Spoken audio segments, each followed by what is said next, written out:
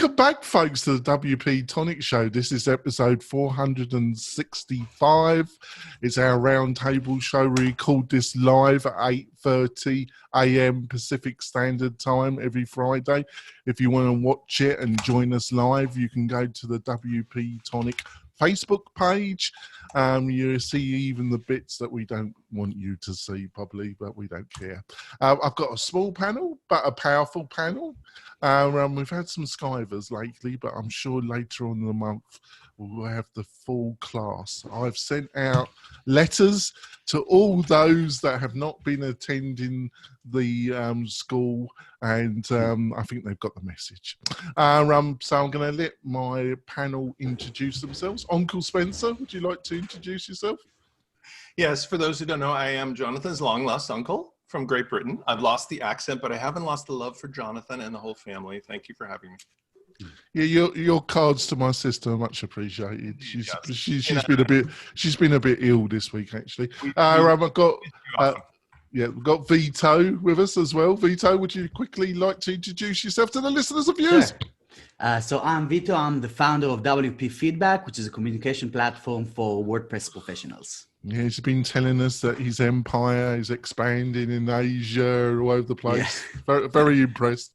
And I've got my long-term friend, Sally. Sally, would you like to introduce yourself? Certainly. I am Sally Getch, the WP fangirl, organizer of the East Bay WordPress meetup in Oakland, California. And before we go into our main stories, I'd like to tell you about one of our sponsors, which is WP Feedback. WP Feedback, if you've ever been in that horrible loop of non-communication with clients, or they've sent you emails that you can't find, you know, it's the typical setup when dealing with multiple clients. You need a more organized system, and this is what WP Feedback offers. Been trying it myself. I'm going to delve in even more this weekend. And it's a fantastic product. They've also offered a great coupon offer to you listeners and viewers of the WP-Tonic Show. If you go to their website and you use the coupon code WP-Tonic Rocks, I repeat that, WP-Tonic Rocks, you get 25% off any of their plans. And that's fantastic. Let's go into the main stories of the week then that I found. Disrupt WordPress. An interesting article. What did you think of this one, Sally? Well, I've seen a few things along this line before, but it made it made sense to me. It says, basically the subheading sums it up pretty well. If WordPress does not self-disrupt, it will be disrupted by external forces. And it starts out basically saying, so like everybody has spent all this time setting up their workflows with WordPress and the way they do things, and like, why change this and cause everybody so much trouble by doing this, Gutenberg thing. That, the response to that is basically, if you don't like change, you will like irrelevance even less. And so this is and is talking about the fact that, well, yeah, if you don't change what you do, someone will come along and find a different way to do it. That this is, appeared across industries. We've seen it with, Airbnb and with Uber and so on. And that, there are other tools for building websites out there. And, although their market share is not enormous now, it is growing. And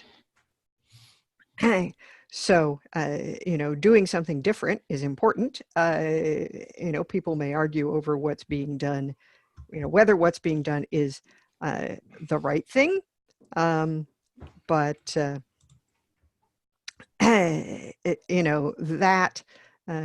there does need to be some kind of change, that there continually needs to be some kind of change and evolution.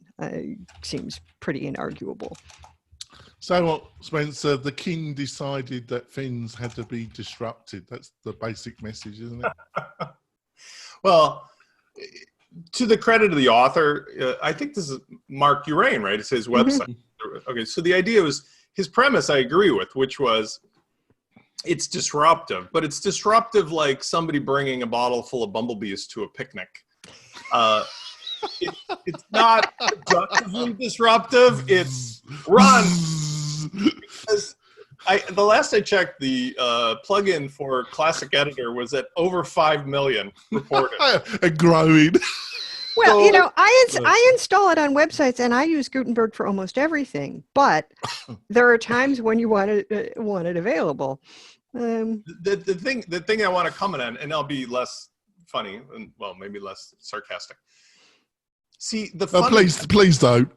Anyway, the fundamentals of how Gutenberg does stuff, I'm okay with. The problem, and we saw how this went down, and this is what I'll comment on, because this is what's wrong with WordPress in general is, right now, if I spent, maybe I should just do this, but I've already taken on all kinds of other tests that to solve WordPress's problem. If I sat down right now, I could write some CSS that would take what's there now and just make it more obviously similar to what the classic is, because the thing itself functionally is okay. The problem is the interface is so horrible. Like, why by default is there 80 pixels of padding around the main editor? And why is the title in 900 pixel size? And why is everything else? You gotta make it obvious. You gotta make it obvious to them. 900 pixels should make it obvious, shouldn't it? It's a cognitive dissonance problem. It's not a how do I use the remote. I've had it for donkey's years. It's never stopped me. The padding point is true, and I think it's meant to make sure there's space for grab handles, but it does confuse the heck out of people, because then they're like, oh, on the front end it looks really different from how it looks here. The other part is okay, so here's a little remote control for a Roku TV. Other than these little handy buttons, what I love about this? I have handed this to my 75-year-old mother, and she's been able to do it. Versus, those old Sonys with 1 million buttons. The problem is, whoever designed the idea of taking we know what Classic does and where the stuff is, and just in plain view hiding what all of those things do. If they would just fix that, everything else about Gutenberg is fine. It's just, I can't even now figure out what the hell is inside of that big white block, and why are these magic buttons on the top? Why do I have to have 3 choices? For fuck's sake, just fix that, and the rest of it is fine. That's it. That's my rant. Because otherwise, the block part and the building stuff for the block, all that disruption, that makes total sense. We needed something new there to get rid of the other ways of doing it. But that interface is just immediately, I cannot deal with that. And somebody could fix that in 1 day at WordPress. He's a little bit grumpy, listeners and viewers. He had to leave. He's got a point. No, I've only taken the mickey. Gutenberg, he does have a point. I'm one of the 5 million people who just put in the plugin that just pretends Gutenberg isn't there. That's all. I'm not grumpy at all. Well, that I think is happening because people are used to doing something. So like we said at the beginning, they have, you said, Sally, they already have their workflows and the way of doing things within WordPress. So that's kind of just a more a distraction than actual help for us. But that's, I think, is their way of dealing with the disruption that we're talking about in this article, elevating the UI to something that is a little more modern. I agree with the padding, and I still take me a minute and a half to find where the URL is to visit the actual page. It used to be visit page, and now you gotta click the title and then it shows to you. And if you click on the thing that says document instead of block, it will show you the URL and stuff. But yes, Spencer is right. There are things that used to be easy to find that are harder to find. I'm sure what's the puzzling thing about this, Sally? I'm sure Automatic, 1,000+ people organization, must have some really good UX designers somewhere, stashed somewhere in a cabinet somewhere, which they can dust off and promote as head of design. You think they could have got that right, wouldn't you, Sally? I think, the thing is that super simple looking interfaces are, when Apple came out with the iPod and there was just this one and little control on it, everybody somehow wants to make things that have almost no visible interface but the thing is, it's really hard to do that well and actually make it work. There's a reason airplane cockpits look like they do. you know, there's not that much chaos because they enjoy chaos. It's because it's actually a complex system. So, you know, I mean, I'm sure we'll get used to it, but it would be nice if some things were made a little more obvious. I was just thinking about that remark. You know, they must have had a UX designer, but I'd imagine when about a year and a half ago, when things weren't going too well with Gutenberg, being sent to the Gutenberg project in automatic was like being a German soldier being told you'd been sent to the Russian front. Well, it does kind of put you in the line of fire. Must do my duty, but I don't really want to go. Vito, got any remarks about this?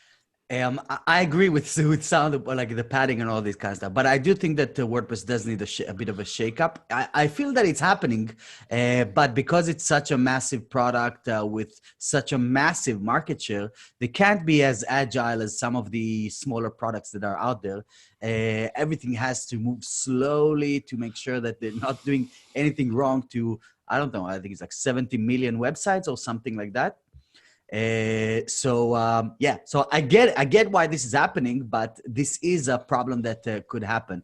I see a lot of stuff, not specifically in the WordPress core product, but with how WordPress is handled, how the community is handled, how the add-ons are handled, all of these kind of stuff.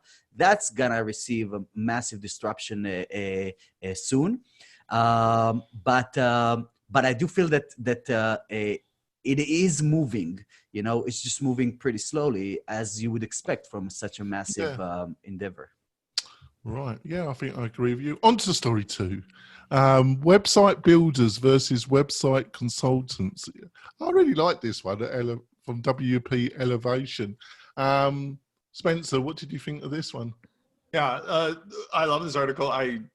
She's hit it spot on, but the takeaway from all this is, and this is right up my alley. I mean, for the 13 plus years of WordPress, this is what I've been teaching people. That was my business originally, is that the beauty of how fast technology moves.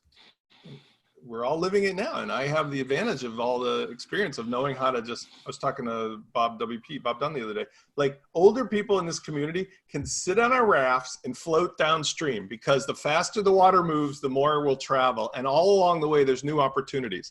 My takeaway from her article is, I love the fact that the page builders have come in, because while it eliminated the whole thing I did at 1WDTV and First Web Designer, it created the whole new thing that I'm in today, which is now we've got Elementor and the Divi and all the other things to do that. So now people are focusing on, well, what to do with their business. And every new technology brings 100 new things that people don't understand how to do, like Gutenberg. So you could be a Gutenberg consultant today and charge people for how to use the goddamn Gutenberg, whereas before your job was how to build an interface to do what Gutenberg does. And so her charging $5,000, totally right on. I mean, there's no reason today, none whatsoever, to even attempt to charge people less than $2,500 to $5,000 for anything touching a website. Why? Because those people who will not pay $25,000 to $5,000 are the ones that should just be doing it themselves. Yeah. Go get some Lego blocks and do it yourself. Because the 99% of what you're going to do is knowing where to tap the hammer, not building the hammer or not making the tools. It's knowing after all these years, oh, if you start going in this direction, doing this stuff in a week or a month, you're going to regret it and have to start over again. I just saved you $1,000. Yeah, actually, if you've got tons of bloody time to waste on all these, these page build or these Wix or Squid, whatever they want to call themselves, and they always say how easy it is. If you're dumb enough to fall into it, you'll be able to do it. But but if you've got tons of time, get on with it. I think it's great. Vito, what do you reckon? First of all, I love what WP Elevation are doing with this thing. I took the course myself when I first started scaling from a freelancer to an agency, and it helped me a lot frame my mindset around moving from being a technician to being a business owner. And I think that this is like I would say the topic of this article as well, because the idea of charging $5,000 is not connected directly to the labor that was done during the project. It's about, like Spencer was saying, about the expertise and how us with each one of us with more than a decade of experience doing this kind of stuff can elevate someone's business online. There's a lot of opportunities now that are happening when it comes to creating the next step. So once you have that website, now what? Let's build the content strategy. Let's build the go-to-market strategy. Let's see how we can increase more traffic, more leads, more all of these kind of stuff to help people actually grow their business instead of just giving them a website. More than that, now with page builders, and I saw there was another article that's going to touch this subject a little bit of what's coming next, Page builders is now part of our day-to-day life. It's hard to imagine how to do things, how we did things before them. We still write HTML and CSS sometimes, but that's like you try to avoid it in most cases because you can do it really easily with page builders. Well, which means that like it's gonna, the way I see it, we're gonna see a lot more WASs coming into the game in the upcoming years, this year and the upcoming years. So all of these clients that are below 2.5K, 3K, that needs a solution, they will have Wix or Squarespace or any of these niche-based WASs that are emerging now within WordPress, paid on a small monthly amount, and you're good. You have a website. Now what? Now you need a consultant that you will pay $5,000 for to actually tell you what to do with this platform that you have. Yeah, I totally agree with you. In my own agency, we use Elementor, but we use it as a rapid production tool, a rapid prototyping tool. And then we use, then we tighten it down to the specific areas where the client really does need changes. Because if you let them wild on a full Elementor, it's just going to be ugly and messy. So you got to lock it down.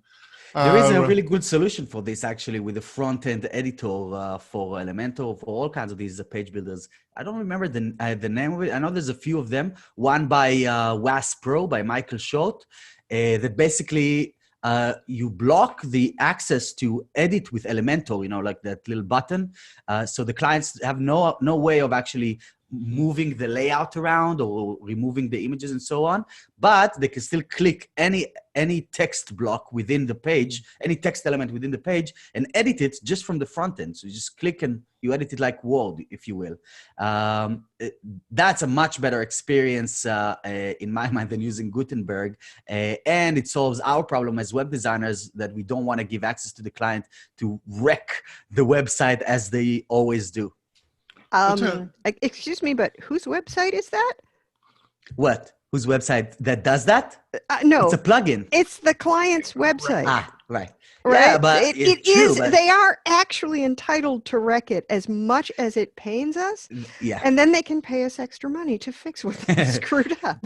That's true, but just blocking them out of it is something that you see in a lot of different industries. Well, normally actually just making it harder. Just when you buy a computer, they put like these bolts on it, so you gotta use a screwdriver to make that decision that you're actually opening the device and messing with things inside. Yes, I mean I agree with limiting the number of people who have the power to do that. That's like why you recommend that folks get giving people editor accounts and so on, but ultimately the client, somebody in the client's company should have full access to everything in case you get hit by a truck.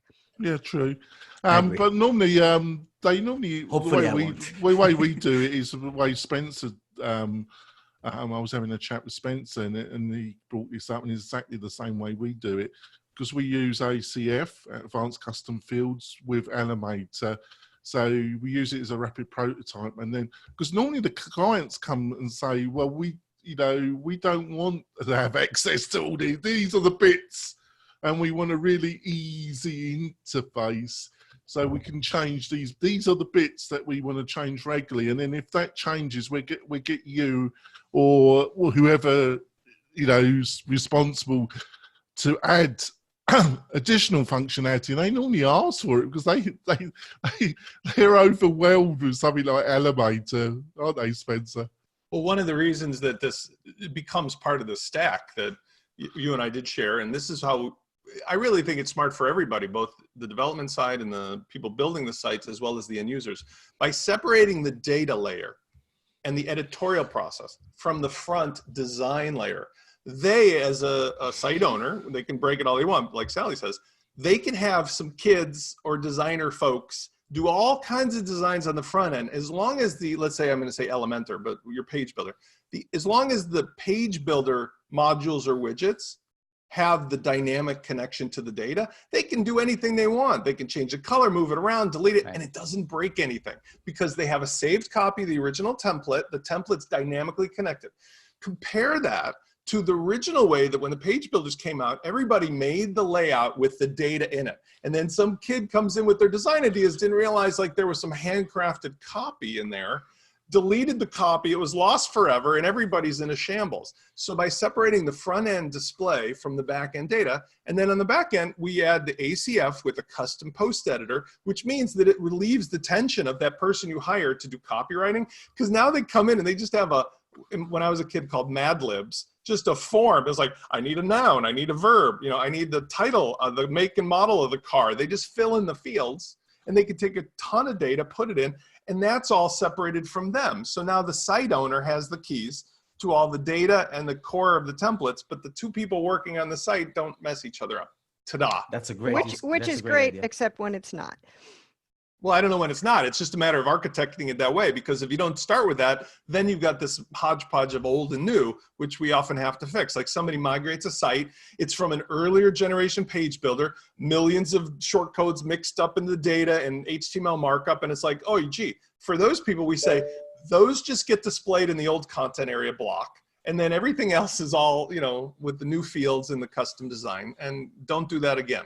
You know, and take away their yes choice. It's I mean, I've just been spending a lot of time converting a site that was built like that into Gutenberg, and this is partly because they kept running into issues where, oh well, this field is set up to be a link to another page on the site, but we realized we need it to be able to link to an external site, and then you have to call the developer to change that, and then you have to, and it clients are actually very bad at predicting what they're going to need to do. And if they run into those bobbles, you know, once a month, a couple of times a year, having you fix them isn't, but when it's like every other day they bump up against something else, they get annoyed with having to call somebody and arrange to have it fixed, especially if that's not, you know, if their agency doesn't have a quick turnaround on it. And so having the greater flexibility, and the thing about block templates for custom post types is you can set it up so that the blocks are in there with instructions and demo content, so they know where to put things when they create, you know, a new conference page or a new whatever page. Yeah, but you know, it's interesting. But the other factor, sorry to interrupt, you know, any like e-commerce, membership courses, any website that's really making money, to allow people just to go on the live site and change things whenever they bloody want to.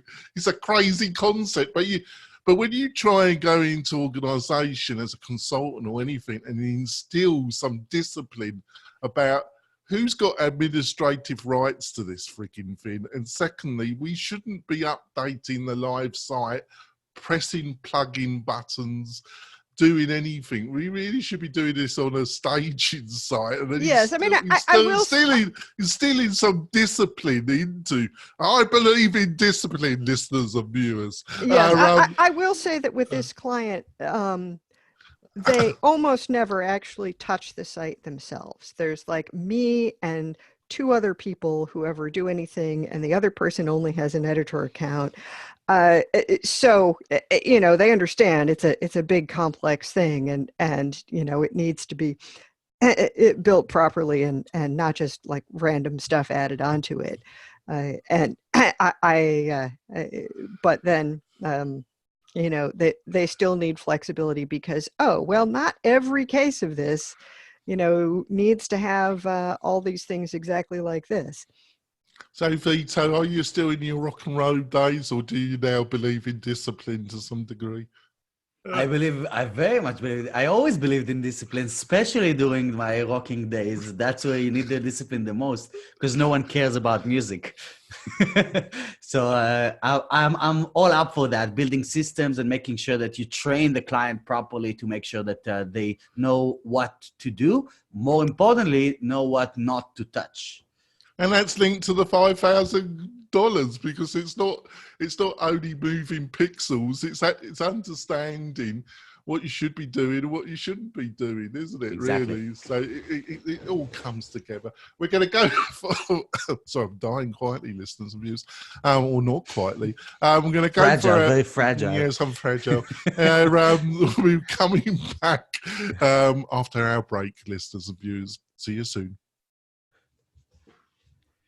We're coming back. Got some more stories. But before that, I want to talk about one of my other sponsors, and that's Launch Flows. Now, what is Launch Flows? Well, basically, if you've got WooCommerce and you've got Elementor and you want to build a professional, modern shopping cart experience, you need Launch Flows, because Launch Flows puts WooCommerce around the shopping cart experience on steroids. And there's loads of customization if you want to do bumps, upsells, all the things that your client asks you to do can be a bit of a nightmare with your normal WooCommerce with a load of additional plugins. Well, you don't need that. You can just go to Launch Flows and let Uncle Spencer confuse you even more with his amazing videos and you'll be okay. So go over to launchflows.com and have a saunter and find out more about it. Now on to story 3. Leaked documents expose secretive market for web browsing data. Why did you like this one, Sally? Well, we've talked a good deal about the surveillance economy. I'm shocked and horror. There's a secret market for my data. I'm so shocked. Right. Certainly by now, the existence of markets for our data should not be secret. The fact that this particular product is a subsidiary of an antivirus company attributes a little bit of irony, since they're actually not providing you as much security as you might have thought. And I saw something today that says Avast is going to be getting rid of Jump Shot after this. It's like, yeah, well, you got caught now, and that's really all you're sorry about. But yeah, that is a lot of that is a lot of data. I mean, these stories are not a surprise anymore, but clearly Jump Shot was not subtle in its advertising. Every search, every click, every buy on every site. Yay. Bit like Honey, really. They got sold. Who did they sell to? They got snapped. Oh, well, it was eBay, wasn't it? Snapped them up. Or PayPal snapped them up, wasn't it, Honey? Those are the people who were like discounts on everything. Yeah. I think PayPal bought them out. Got a couple of $1 million.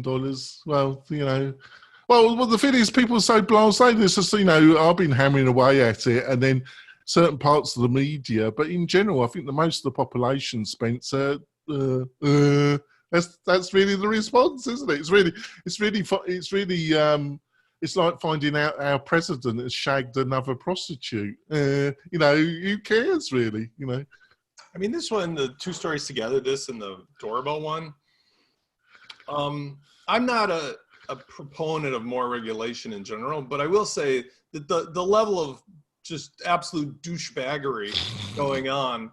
It's amazing, isn't it? It's really, truly amazing, isn't it? I mean, we know about this across, I can extend this farther. Like, we recently found out about Sergey or Larry's wife or whatever with 23andMe that was selling your shit to the pharmaceutical companies. Like, wow. Talk about parasites. My God, there's parasites. Well, apparently it's part. It is, part of that the terms of service that people, of course, never read. That say, "Hey, we can use your blah blah blah." But yes, let me address the terms of service. I can speak as an attorney, a trial attorney. The absolute douchebaggery of saying that you signed a terms of service that, like with Apple and other things, is 8 billion miles long, filled with all kinds of legalese and stuff nobody would ever read in a million years. Now that's when you need artificial intelligence to tell you what the fucking thing really means, don't you? But you're also making it conditional. Yes, I mean, one sympathizes with the argument behind creating the GDPR. Yes. Well, let me get to my point, because my point is there's not an option in any of these things with the terms of service to say, no, I don't agree to your terms of service, but I want your product anyway. Why would there be? Like, that's the terms of service. The point I'm saying is, hold on. He's got a point there. Listen, there's lots of ways that people have an option. Right now, you go to I'm not saying this should be it, but I'm saying you go to some browsers with an ad blocker. It says, we really need your support. Would you please turn off the ad blocker? If you say no, a lot of those sites, the majority say, fine, just you can keep. Yeah. And some of them refuse to let you go on, and it's super obnoxious. But it's super obvious which ones and why. So I'm saying to you, you get two companies, we'll just combine the other stories maybe, is that you've got the Doorbell company and you've got the virus security company. I mean, it might as well be the people you're giving your proctological exam info to. It's everything about your personal life that you're trying to be protected from. They take your trust, they give you some legalese, and then rely on it to say, oh, by the way, we were selling your shit all along. Ha ha, joke's on you. This is where the government really needs to do something to say, just blank. No selling anybody's personal data, no collecting data, no selling it, nothing, without some method that we all can agree on that is just obvious. Like, I am going to take your data and sell it, yes or no? And if you don't agree to that simple legalese, like one sentence, fuck you, you can't, you could still use my product, but you can't use our stuff. And if you can't survive as a business who does virus software and then sells your shit to other people, like if your virus software isn't good enough to sell because it's virus software, then you shouldn't be allowed to do that kind of a thing. So what, in general, from a consumer point of view, for sure, we can definitely agree that it's unethical and it's not cool, that is, especially when it's really, really sensitive information, like your medical information and stuff like that. Yeah, but that's the stuff that's worth the money, Vito. Which is where this is the point I'm getting to. So, as a company, as an antivirus company, for example, I don't know if you guys know, but over the next 5 years, data is gonna be worth more than oil. In the kind of equivalent of metrics of how you kind of count that. So people are mining this for the past 20 years, are mining data as much as they can, in the same way during the gold rush, how they just all went out and tried to mine gold. This is gonna be the currency of the future, unless, or as we're seeing now over the past 2 years, governments are starting to sober up and seeing what's going on. They're creating a lot more complications than they're helping at this stage. But you gotta break some eggs to make that omelet.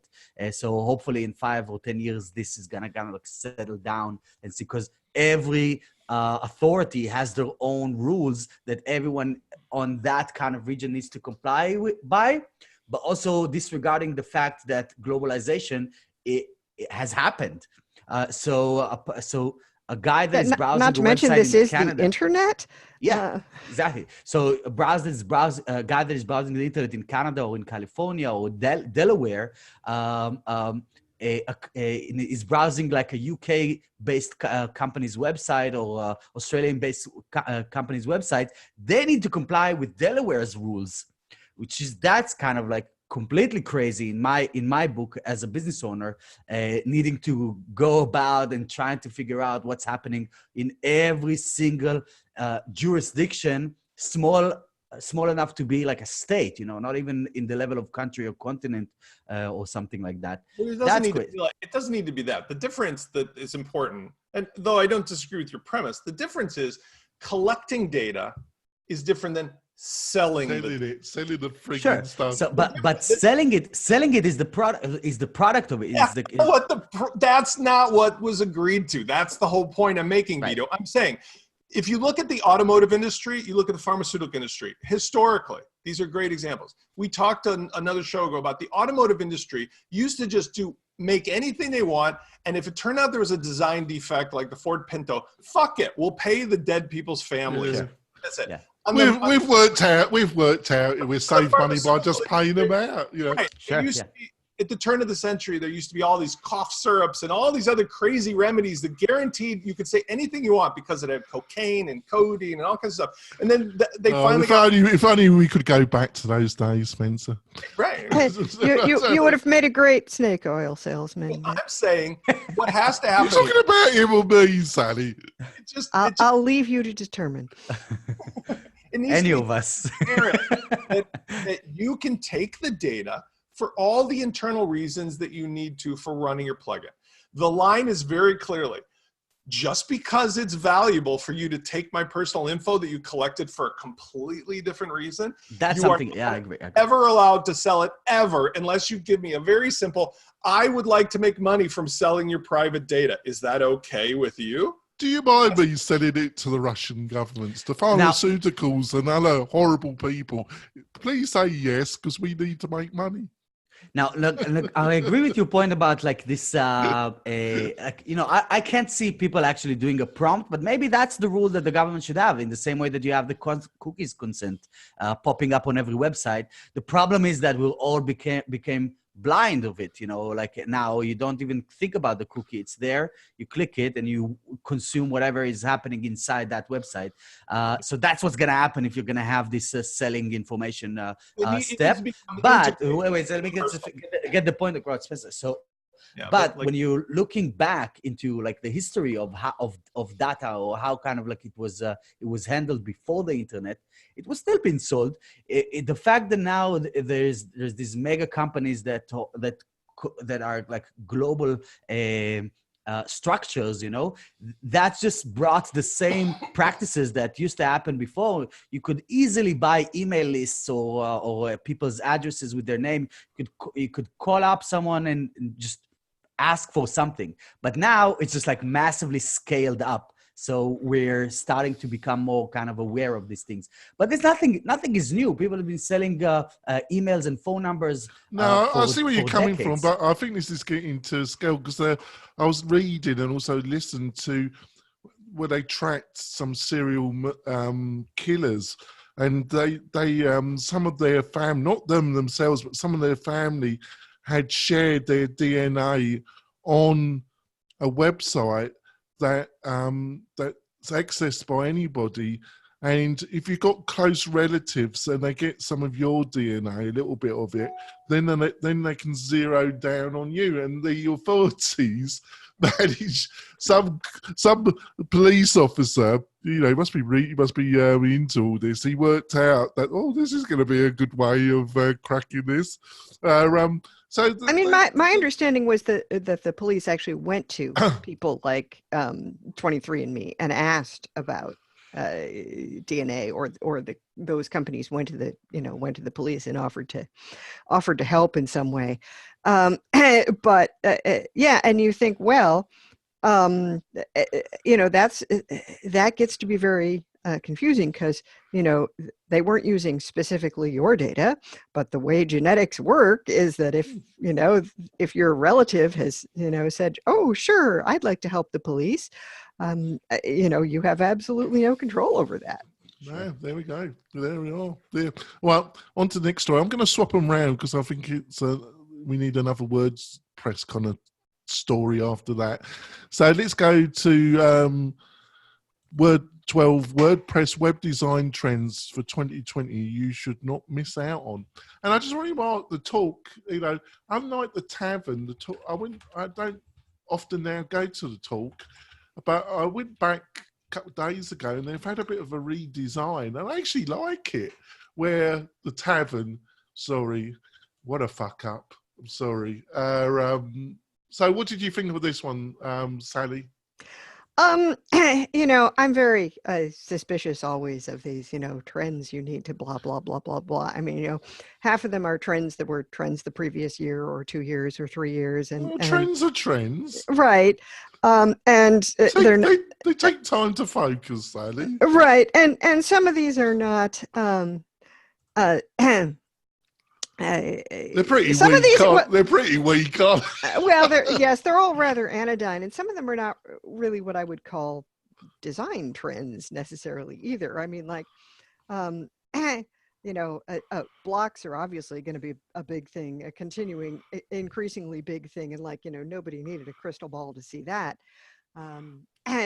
And yet that's in a way more of an interface trend than a design trend, because people are using the blocks to create the kinds of things that they were creating with the page builders before. Slimmer themes, again, more page builders, Don't say. stronger user focus, blah, blah, blah, blah, blah. Can we go to sleep now? Emphasis on accessibility. Well, yeah, if you want to avoid a lawsuit, I mean, I think that's, and yet that's, is that a web design trend? Or is that is that a UX trend, or a trend of, the return of minimalism? When did minimalism go out of fashion? I got one question that came to mind as I was trawling through this. Animation, because obviously I go back to my early days as a Flash action scripter animator, and I want them to come back, Sally. I thought with the new versions of CSS we might see more animation, but it hasn't really happened. Got any insights about that, Sally? Well, there are people who use CSS for animation. I've only done it to like the tiny extent of, make the pointer rotate. Well, I want those glories days back, Sally, when you had 30 seconds of animation before you could see anything. That's actually one of the interesting products that are going to be hopefully pushed into Elementor over the upcoming year, where you can literally import an After Effects file and it's just going to run. Oh God! Oh my yes, God. Well, I mean, just because you can doesn't mean you should. I think it's partly that it's a little more complex to do it with CSS. Yeah. So you have to actually know some CSS, and spend some time on it. But also, I think that because people have come to understand a little more about UX and accessibility and so on, that let's animate all the things is perhaps somewhat less popular. I thought we were I agree. I agree with less is more when it comes to this kind of stuff, because you don't want to create too many distractions on the page. But it's a great tool to illustrate some things that right now you need to either heavily code like CSS animations to accomplish. So there's two ways where what you're trying to achieve, Jonathan, is going into the market. One of them is already happening, which is SVG animations. There's a great platform that allows you to literally animate stuff in there. Boom. Yeah, I remember you go to the company. Yeah. That was I forgot the name of it now, but it was an awesome solution for this kind of stuff. Subtle things. Like have the guy move the hand a little bit when you hover over it. Like that's kind of a cool interactive kind of stuff that can happen inside. The fact that After Effects is going into the picture and you can actually embed After Effects animations inside the websites, that I think is gonna make this entire process very accessible, because we see that video is becoming, over the past couple of years, very, very trendy, and people are using After Effects nowadays in the same way that we use Photoshop very easily and very naturally. You jump in, or Illustrator, you jump in and you create some kind of a small animation, or because people are already used to it by doing videos with, banners and stuff like that, logo reveals. So I think it's only going to be nice. But I can also see how, like with Flash, people are just going to abuse the hell out of this. So we're going to have some websites to make fun of over the next year. Never. A bit like your personal. What do you reckon, Spencer? Do you got any insights about some trends in the next year? I was going to say, I thought number 13 was Flash and number 14 was avocado appliances and bell-bottom jeans. But, I'm wearing them right now. Love, mother, peace and love. I'll see you. Peace, love. Oh, yeah. No, when bell-bottoms WordPress, came back, we don't need to make any money. I was like, go away. The 70s were bad enough the first time. Jonathan, that would have been awesome. I'll talk to you. The thing that I think about animations, which is true, is that if used with discretion, They're good, but just like slideshows, I'll bring slideshows up. Oh, yeah. Thankfully, not a trend. But what I ask people is, you've got a device that is vertically oriented for thumb scrolling or mouse scrolling. How long do you think somebody's going to stick around that one particular panel waiting for stuff to go sideways? It's like waiting at a stoplight while all the cars, you're just like looking at your watch, like, okay, I got to go. So animation's kind of the same way. If it replaced a video that would otherwise be a big load time or would be a lot of things, you know, then I can see, like this chair example, that's actually a pretty cool use. I can see the whole chair without having to fart around with the move of my finger. But for most people, they'll abuse it and it'll turn into Chinese restaurant menus like Flash was, and I'll have to wait 9 minutes to see what to order on the phone, and you know, it'll be abused. But then it'll settle down. You know what's like that, which I'm glad is not a trend? Parallax. Parallax, I am so glad has finally died. I mean, it's officially because I want parallax. What the hell was going parallax? I'm not an old codger, but like, why do I need to see things randomly moving in and out of the screen because I'm scrolling? And you know, those kind of things are clever and they're very cool to watch, but they're not cool from a functional standpoint. And trying to it's like right. I mean, if you use animation or anything else, it should be to help people to draw attention to what you want people to see, and not to draw attention away from it. And so often it's used in a way that it just distracts from the message and the action you want people to take. Like a lot of the page builders now have floating elements and stuff. And I mean, it's cool to have a background thing, but like, why do I need to see the person on the screen going like this? I don't know. If Why not? Right. And then I just want you to look. It draws attention and it creates a bit of engagement, and it kind of like, it right, makes, except for all the poor website people who have, you know, are on the autism spectrum, and it makes like totally crazy. Maybe that's the accessibility point, isn't it? Right. He's oh, baby, I just love it. See, this comes down to like the earlier comment we were talking about with the Gutenberg. See, I feel like I've been around long enough to experience both sides of that damn kids and their rock and roll. When it comes to interfaces, we all started with the new, this is digital, it's so cool and new. And then the literal, remember with Steve Jobs, the iconography was like literally a metaphor for the real thing.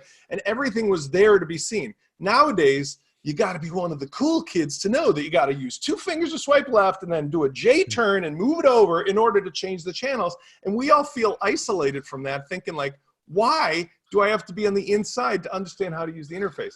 These kinds of effects have that similar feeling, which is, why does my business now have to think about all these crazy moving objects just to convey that we have a product to sell in order to compete with our competitor? And it causes a lot of anxiety because, hey, it's life, but I don't think the trend should be the de facto all the time. Maybe it does work sometimes, but not all the time. And a lot of these things come and go, and that's the thing. If you've been around long enough, you realize if you wait, like parallax, it'll come, it'll go, and you just keep telling your clients, hang on, hold on, and eventually they'll forget about it. Right. I mean, the thing is, like, I don't care what's trendy. I want to know what's useful for my clients. Yeah, it's like, okay, so I'm the person who like had to go and Vito's getting upset now. Vito's the more artistic. He likes. No, I mean, I like things to be. I like things to be pretty. I like, you know, I like to find out what's happening. But the bottom line is not like, is this what everybody's doing and it's hot? It's, is this going to work for us? Now, I am the person who had to go ask my husband, how do I move the cursor on my cell phone? Because I had no freaking clue. I only got a smartphone last March for the first time. And it's still kind of baffling sometimes. Certainly, everything baffles me, but there you go. I'm sure he's still laughing right now. Right, let's drop the last story. Let's go on to our recommendations of the week. And my recommendation is a app called Your Mail. Now, if you got like you got like 2 businesses or 2 parts of your company, or you want to block call spam callers, it's got a number of really cool features, and it really works as well. It competes with products like Grand Central, Cricket, and Phone.com. Unlike Phone.com, that never bloody works. Grand Central, that's pretty expensive. This you can get for around $13 a month, and it really does the job if you're looking for those type of services. So go and have a look at it. I use it myself. Gosh, and I was annoyed that Nomo Robo wanted to charge me money for use on the cell phone. Sorry, what was that? I said I was annoyed that Nomo Robo wanted to charge me to use it on my cell phone when it's free to use on my landline. All right, there we go. Well, there's a lot more to this product than I'm outlining. If you're looking for a more sophisticated answering phone system with loads of options and other cool features, go over to Your Mail. Spencer, got anything you want to recommend? And please, panelists, put it into chat, anything that you're recommending. Spencer, have you got anything you want to recommend? Amelia, which is at WP-Amelia.com.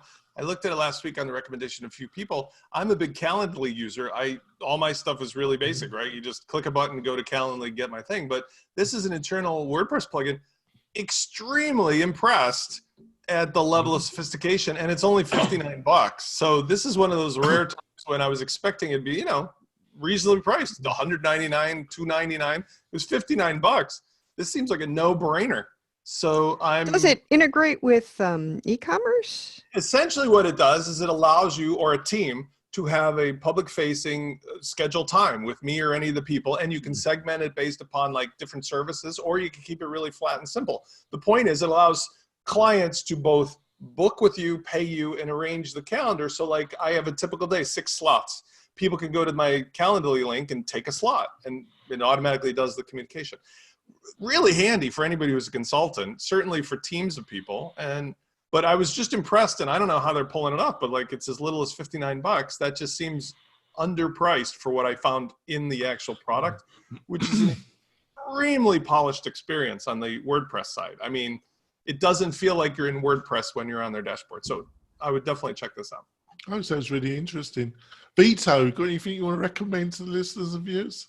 I do. First of all, I'm looking at this WP Amelia now. It looks really interesting. People are always looking for a proper booking system in these WordPress groups.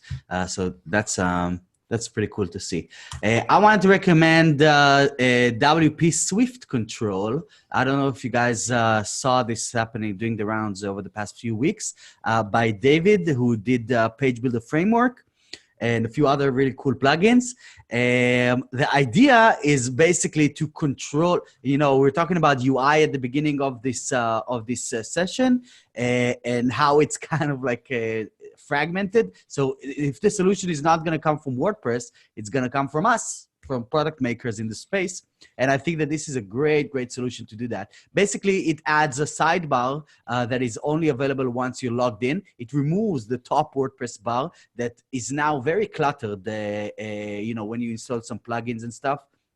It's more confusing than it helps. That's a very diplomatic way to say what a fuck up, isn't it? What? I use it all the time. The top bar? Yeah, we use it easily, but how many times did the client click the create a template with toolset instead of clicking edit page and then broke the entire page? Or how many times they click on edit page? That's what you get for using toolset. Right, I love toolset. Or when they're using, instead of clicking edit page, instead of edit with Elementor or edit with Pivot Builder and all of this kind of stuff, or maybe even giving them a click directly to their entries so they always have quick access to that. So you can choose what's inside this little sidebar and create your own kind of like little environments. Also, a cool thing is that it identifies the builder that you're using and adds it there automatically so people can... it does look really slick to be able to customize the admin to that degree. Oh, there's a pro, I see. How much does it cost? Yeah, there's a bit of a pro there. Oh, see, there you go. It's not reasonable. It's not $48. That's not bad. By the way, I just noticed on their website, when you come to it new, a very nice privacy preference for the cookies, right? Yes. Imagine you did that when you go to the Avast website. By the way, I agree that you can sell my private data or not. I accept or not. That's all it takes. But like their website is very clean and it's very easy. You can put your cookie, your GDPR, I'll sell your shit all in one box. And that's how everybody can do it. Well, I mean, I noticed on the Vice page that had the article about Avast that what popped up said it basically gave you options of accept cookies and no, don't sell my data. And if you press no, don't sell my data, there's a like thing to toggle who you would or wouldn't to share the data with. Yeah, The home address of the CEO, so you could go get some relief, because that's the other problem. These guys like never pay a price for doing anything wrong. All right, let's get back to the topic, can we? Sally, have you got anything you want to recommend to the listeners and viewers? Yes, I have a recommendation for those who do design implementation. There's a really nice article published recently about the CSS cascade and how it actually works, which is something that can be confusing even to people who've worked with CSS for a long time. And this is like a fairly nice one page, long page, but one page with an interesting use of animation, so that as you scroll down the page, the little sidebar illustration, the person in the raft moves along the waterfall. And so it helps you, kind of sums up why it is that I made this change to the CSS and it's not taking effect, which it baffles everyone once in a while. So I've put the link in the chat here and also in the Slack. Truer words were never said, Sally. Truer words were never said. All right, thanks for those recommendations. I think we had some decent ones this week. Even me produced a half-decent one. There we go. Spencer, how can people find out more about you and what you are up to? Indeed, if you would like to build more powerful WooCommerce sales funnels, you can find launchflows.com. Well, he also does your checkout page. We're getting close. Every week you get close. I'm getting close every week, aren't I? No, it's sales funnels. But you otherwise were very good this week. I appreciate it. Oh, thank you. Thank you. Do I get 5 stars? Or 4? Or 4.5? Give him a bonus on next month. I don't want to do Nadia Comaneci on you and like tell you that you've already got a 10. I mean, then I've never got a 10 in my life, actually. I'm not going there. Vito, how can people find out more about you and what you are up to? So go visit WPFeedback.co. We just opened early access 2 days ago for something massive that we've been working on for months and months and months. I'm going to be joining Jonathan and talk about this on the podcast a little bit. But if you already want to join the early access, instead of WPFeedback.co, type in my.wpfeedback.co and check out what's going on in there. I'm sure it's going to be pretty surprising. Yeah, there we go. And Sally, how can people find out more about you and what you're up to? Well, if you can spell my name, you can find me. I'm unique in Google. I'm at WPFangirl.com and at eastbaywp.com, and I am at Sally Getch on most things. And if you really want to support the show, go to the WP-Tonic website and join our email list. I'm going to be revamping how you can join the email list. And also the email itself is going to have contributions from the panel themselves. They probably didn't realise this, but I'm going to be pointing that out. You mentioned it once. Yes, you can. Next month, if you send any articles panel that you have written yourself and you want to promote, or anything you've seen that you think should be promoted, I will add it to the WP-Tonic, and you get a credit at the bottom as well with a little bio of yourself to encourage you to do that, panelists.